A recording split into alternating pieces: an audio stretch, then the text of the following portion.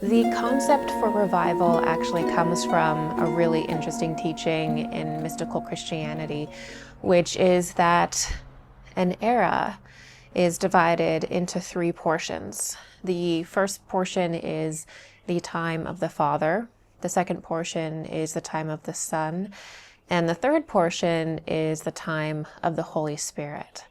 So the earth and humanity cycle through the three facets of the Godhead as we evolve. The Holy Spirit is considered the more feminine aspect of the Godhead. Now, the Godhead has no gender. Okay, it's beyond the expression of gender. Humans have gender. The Godhead doesn't have gender as we understand it. So the Godhead is one coalescing force. It's one force, and it expresses itself in the world in three different ways, as the Father, the Son, and the Holy Spirit. So we're moving into this time of the Holy Spirit, of the feminine consciousness rising, of Sophia, as the Gnostics would say, or the time of Mary. And so we're in this revival of the feminine mysteries, if you will.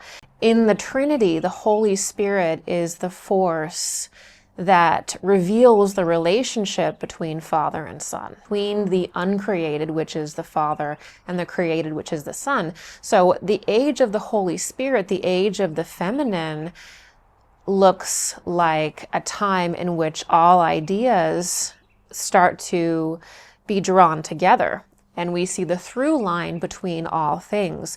Now, how Rudolf Steiner described this is we're entering into a time of spiritual science where we have to come to view and understand the spiritual world and even the organization of our own being in a scientific way.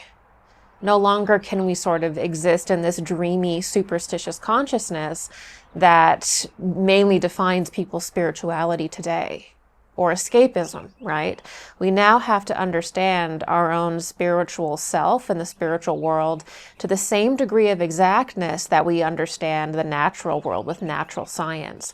So this is where we are headed to today, and it is the fact that we're moving into this age of the feminine, age of the Holy Spirit, that reveals the relationship between the Father and Son, or the relationship between the unmanifested world and the manifested world. That is spiritual science.